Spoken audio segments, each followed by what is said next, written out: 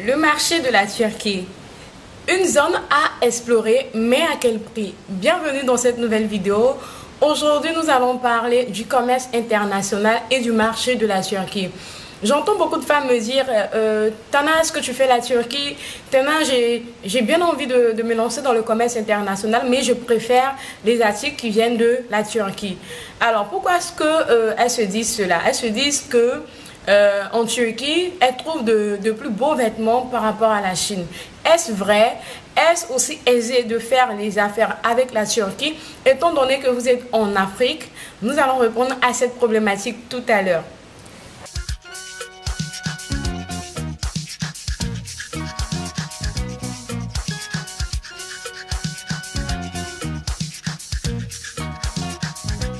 Bienvenue à tous sur ma chaîne, je suis Tana Priska, je suis entrepreneur, business coach. Ma mission c'est de faire de vous des femmes accomplies à 3 dimensions, dans le business, dans la vie en société et dans le bien-être. Oui, parce qu'on doit avoir de l'argent et être heureuse en société tout en nous sentant bien dans notre corps, n'est-ce pas?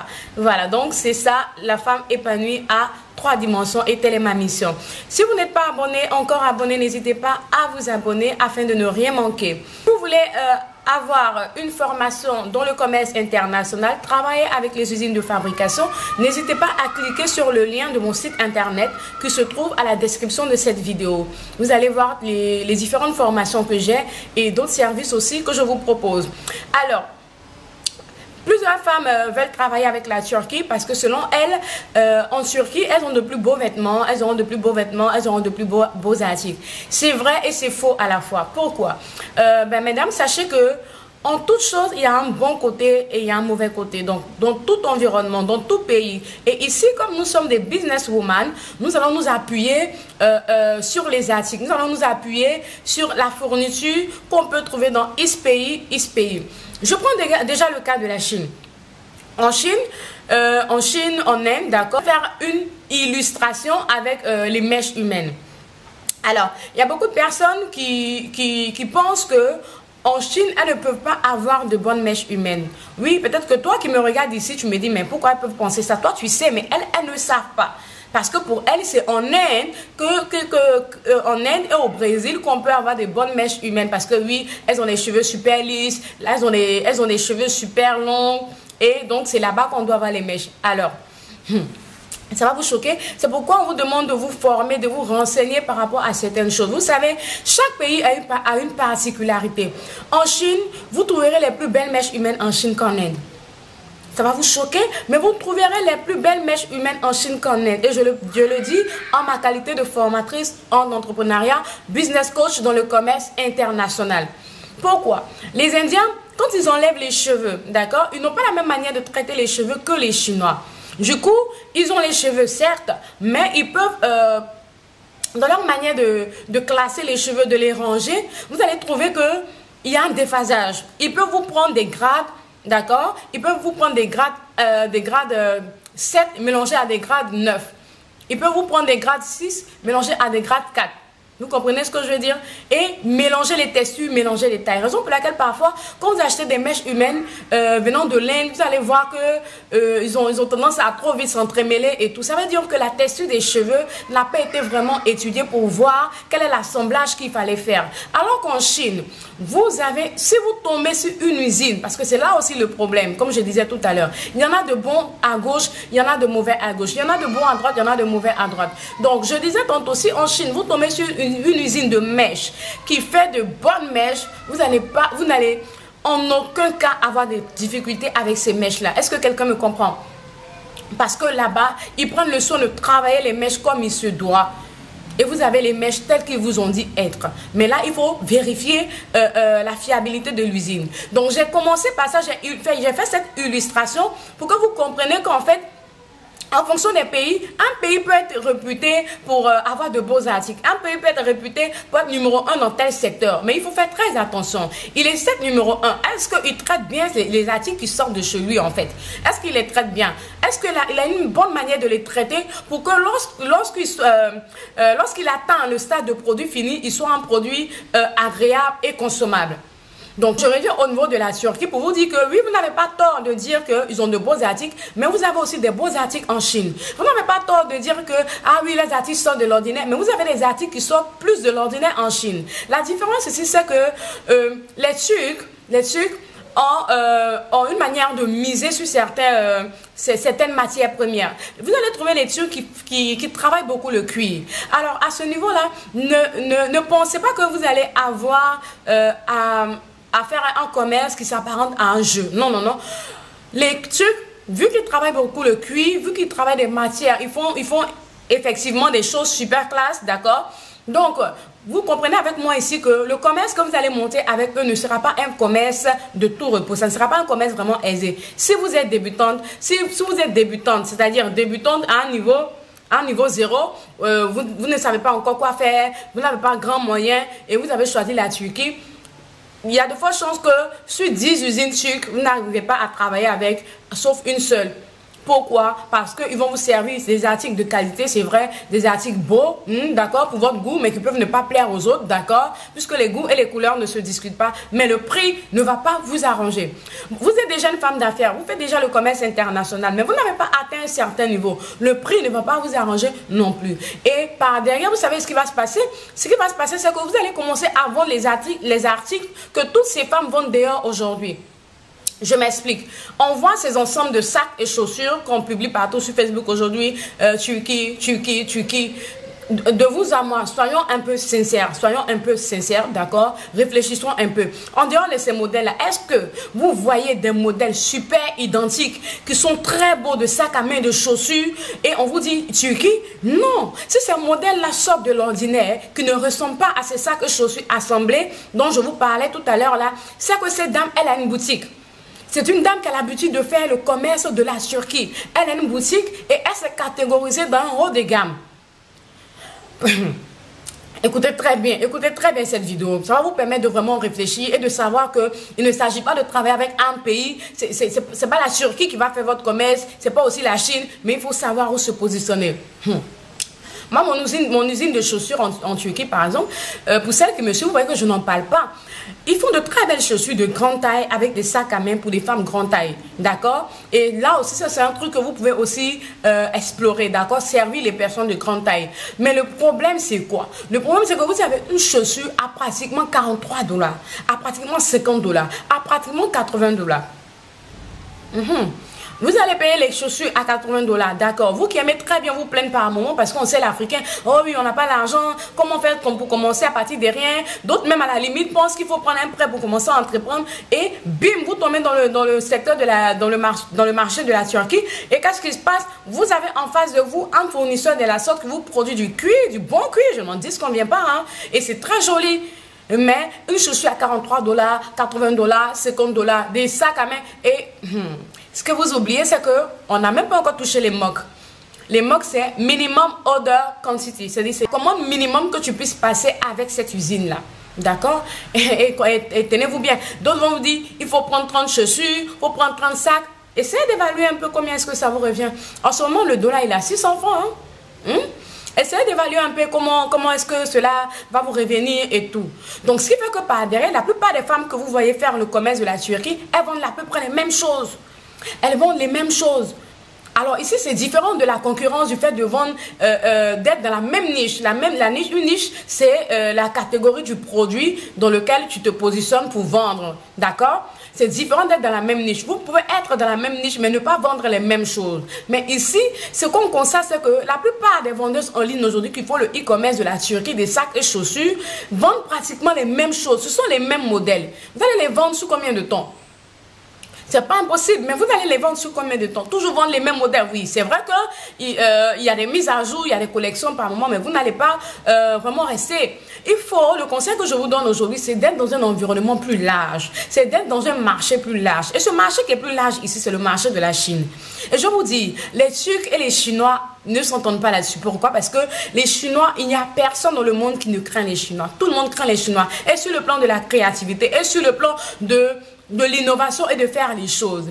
Les Chinois sont ceux-là même qui ont cette capacité de s'adapter, qui ont cette capacité de fabriquer. D'accord? Si vous travaillez avec un Chinois aujourd'hui qui n'a pas le modèle que vous lui... Bon, il n'a pas un modèle dans son catalogue, mais si vous êtes un client qui voit que vous lui demandez ce modèle-là, alors là, il ne va pas vous dire, hein, il est capable de ne pas vous dire, je n'ai pas ce modèle. Il va vous dire, bon Dieu, on ne peut pas te livrer ces temps-ci, on te livrera tel jour. Vous savez, c'est pourquoi? C'est pour reproduire votre modèle pour vous donner. Et c'est ça en fait, un homme d'affaires, c'est ce qu'il doit rechercher. Là où on peut le servir, là où on peut l'écouter, là où il peut tout avoir.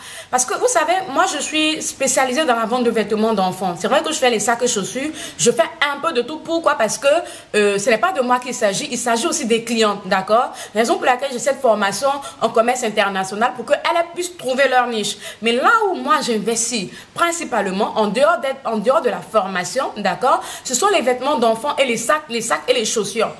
Mais parmi les dames qui font le e-commerce avec moi, celles qui ont essayé de vendre les vêtements d'enfants, à un moment, il y a certaines qui sont obligées de s'arrêter, il y a certaines qui sont obligées de ralentir. Parce que, vous allez voir, les modèles ne sont pas les mêmes. D'accord? Et même si vous trouvez vos modèles chez une autre, vous n'allez pas avoir plus de 5 à 10 modèles en commun. Ce n'est pas possible. Et si vous êtes méticuleuse, avec les informations que vous allez avoir, vous allez pouvoir chercher vos modèles, trouver vos usines, faire vos affaires et être livré à temps avec des coûts raisonnables pour pouvoir avoir des bénéfices raisonnables sur votre business. Donc, le marché de la Turquie, c'est un bon marché, mais c'est ce que je disais dans ma formation d'entrepreneuriat. Il faut regarder qui est-ce que vous voulez servir, qu'est-ce que vous avez pour commencer, afin de vouloir explorer certains secteurs. D'autant que parfois, pour adhérer, pour avoir accès à un certain secteur d'activité aujourd'hui, bon, avant, les gens ne montraient pas, mais aujourd'hui, avec les coachs que nous sommes et qu'on sort, les gens vous montrent un peu. D'autant qu'à ce niveau-là, vous allez payer un coût pour y arriver. Il faut vraiment évaluer les choses. Alors, les Turcs ici, les Turcs ne se font pas répertorier sur les sites comme les Chinois qui sont sur AliExpress, sur Alibaba, Oberlo et consorts. Les Turcs ne se font pas répertorier parce que ce sont des gens, comme je vous disais tout à l'heure, ils ont peur des Chinois. C'est à cause des Chinois qu'ils font ça. Pour ne pas que les Chinois recopient leur modèle, mais c'est mal les connaître en fait. Donc pour vous dire que au lieu d'aller loin là-bas, vous avez tout en Chine. Et j'avais fait un live en 2019 où j'ai dit acheter en Chine top ou flop. Aujourd'hui, c'est vrai qu'on a ce phénomène-là qui arrive, qui frappe le monde entier, pas que la Chine. Et d'ailleurs, la Chine est en train d'être retirée un peu de cela parce que c'est là-bas que ça a commencé, ça commence à aller et les cargos ne sont pas fermés. Non, non, non. Pour ceux qui ne sont pas dans le business, vous ne pouvez pas comprendre ça. Les cargos ne sont pas fermés. Alors, les cargos, ce sont les fret, ceux qui envoient les bagages. Les cargos ne sont pas fermés. À ce jour, les gens continuent de faire les expéditions. Mais vu que le marché est au ralenti, les gens ont un peu peur de certaines choses, raison pour laquelle les choses sont un peu lentes. Sinon, les cargos ne sont pas fermés. Pour ceux qui sont en Côte d'Ivoire, les 61 Chinois que vous avez vu arriver et vous avez commencé à gueuler, c'est un peu ça. C'est les gens qu'on est contraint avec l'État en fait, concernant certaines choses. Donc ils viennent, ils ont l'autorisation de venir, ils doivent venir. Ça ne veut pas dire qu'il n'y a pas de vérification à ce niveau, au contraire. Puisqu'il s'agit ici des business, des partenariats étatiques, il faut faire des vérifications. Donc c'est vrai que nous sommes un peu alarmés par rapport à certaines choses, mais c'est ce qui est bien quand tu es dans un secteur d'activité et que tu t'y connais. Donc les cargos ne sont pas fermés. Les usines ne sont pas fermées. Il faut trouver là où vous allez travailler et vous allez être à l'aise. Vous allez avoir un bon bénéfice. D'accord? Et vous allez avoir de beaux articles. Où vous allez faire votre business sans trop de heurts. Parce que ça ne sert à rien. D'accord? Déjà, c'est fatigant de faire le commerce international. Tu as 8 heures entre l'Asie et l'Afrique, 8 heures, 9 heures entre l'Asie et l'Afrique. Tu auras le manque de sommeil, tu auras à répondre à tes clients pour ceux qui veulent acheter avec toi. Si tu es positionné comme grossiste ou détaillant, tu auras ça et tu vas venir encore réfléchir, te casser la tête pour savoir comment est-ce que tu vas harmoniser certaines choses. Que ce soit dans l'envoi, que ce soit dans les trucs, non. Maintenant, si vous voulez trouver les usines sucre, ici, moi, je vous donne une petite piste, vous pouvez aller explorer, mais pas pour blâmer quelqu'un, mais je ne pense pas que vous soyez plus courageuse que moi, mais c'est quelque chose qui est très compliqué, même quand bien même vous voulez les faire avec les usines chinoises. C'est très compliqué. Donc, eux, comme je vous disais, ils ne se font pas répertorier sur un site internet à cause des Chinois. Je vous dis aujourd'hui, c'est à cause d'eux, parce qu'ils ne veulent pas que les Chinois recopient leur modèle, chose qui n'arrive pas vraiment à stopper parce que les gars arrivent à le faire. Donc, vous voyez, il n'y a pas de grande différence par moment. Donc, vous pouvez aller sur Google, vous pouvez aller sur les sites internet, taper et tout. Et là, vous allez commencer à faire vos recherches. Et je vous souhaite bonne chance parce que ce n'est vraiment pas facile. Même pour voir les prix, c'est pas facile. Il faut aller t'enregistrer ici, il faut sortir ici, il faut sortir. Et pour vous dire, hein, pour voir les usines qui vont vous proposer des sacs et chaussures ensemble. D'accord? Comme vous voyez dehors là, vous voulez faire la différence, ils vont vous proposer ça à 8 $, à 10 $. Vous n'allez pas trouver ça ni du deuxième jour, ni du troisième jour, ni dans les une semaine. Mais néanmoins, je vous donne toutes ces astuces et ces tactiques là pour que si vous voulez explorer, au cas où vous voulez explorer le marché de la Turquie, vous allez le faire.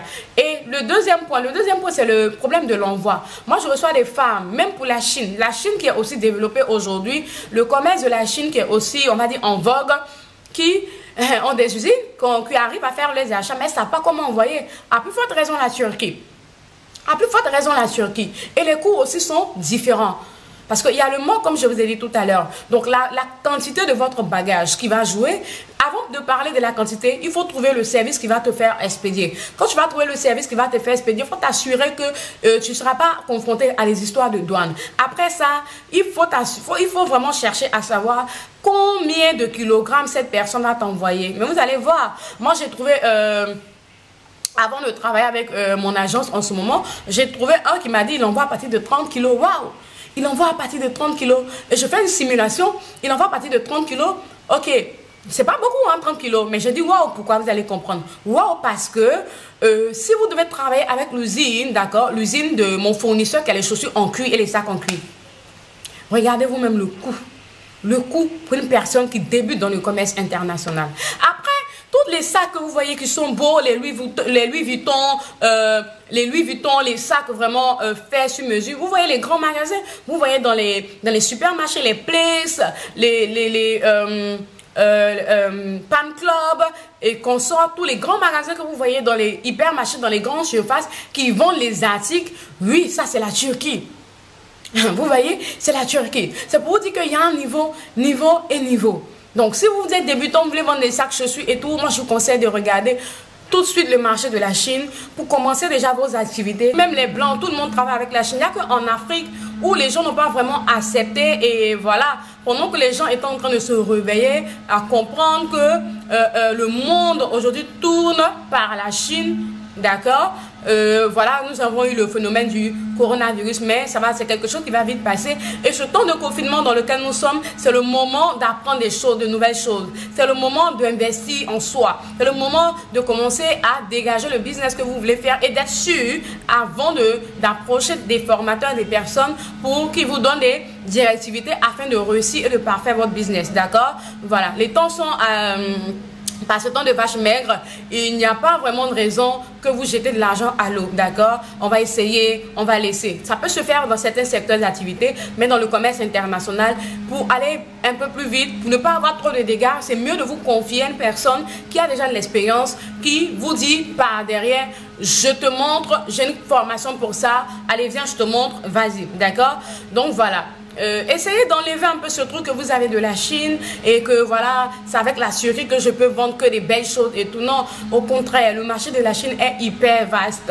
Vous pouvez, qu'avec la Chine, avoir plusieurs produits, changer de modèle, avoir des modèles que tout le monde n'a pas. Voilà. Et vous allez même dire aux gens que ça vient de la Turquie, ils ne sauront pas. Parce que les gens ne savent pas, ils ne savent rien à part ce qu'ils entendent et ce qu'ils pensent, qu'ils extériorisent. Et c'est pas comme ça que le monde fonctionne. Le monde fonctionne et réussit pour ceux qui vont à la recherche de l'information et qui mettent cette information-là en pratique. Et non pour ceux qui s'asseyent sur des préjugés, pour ceux qui ont que des spéculations, d'accord, le monde ne leur réussit pas et le monde a tendance à être, la vie a tendance à être un peu difficile pour elle, d'accord, voilà. Il faut chercher à comprendre le pourquoi de certaines choses. Il faut chercher à avoir des réponses à vos questionnements en vous rapprochant de ceux qui en savent plus que vous, d'accord. Aujourd'hui, ce n'est pas sur les forums que vous allez avoir des réponses adéquates. C'est pas dans les groupes de Facebook que vous allez avoir des réponses aussi adéquates. Vous allez avoir des à peu près. C'est pour cela qu'on a le professeur, on a l'élève. On est d'accord? Voilà. Donc, si après cette vidéo, tu as toujours envie de faire le commerce de la Turquie, tu penses que tu as les moyens de faire le commerce de la Turquie, alors tu peux faire le commerce de la Turquie. Mais si tu n'as pas beaucoup de moyens, en ce moment, je te conseille d'explorer la Chine parce que là, tu as beaucoup plus de facilité d'avoir des articles, d'avoir plusieurs articles et de très beaux articles de qualité. Ne pas aussi te faire arnaquer si bien sûr tu pars à la recherche de l'information et bim, tu vas commencer à devenir une femme d'affaires et après tu vas pouvoir explorer toutes les horizons du monde entier. Pourquoi pas aller où tu veux, en Inde, au Singapour, aux États-Unis, il y en a partout, d'accord? Comme je disais au début de cette vidéo, il y a des choses que vous trouvez à l'ouest que vous ne trouvez pas à l'est. Il y a des choses que vous trouvez au nord que vous ne trouvez pas au sud. On est d'accord? Alors, j'espère que dans cette vidéo, vous avez eu un tout petit éclaircissement concernant le marché de la Turquie. Et si vous voulez, comme j'ai dit au début de cette vidéo, avoir ma formation sur le commerce international pour débuter quelque chose à coût raisonnable, pour faire de bons bénéfices également, n'hésitez pas à cliquer sur le lien de mon site internet afin d'avoir plus amples informations. Alors on se dit à très bientôt pour une nouvelle vidéo sur le business avant d'attaquer la fin de la semaine avec des astuces bien-être. Bye!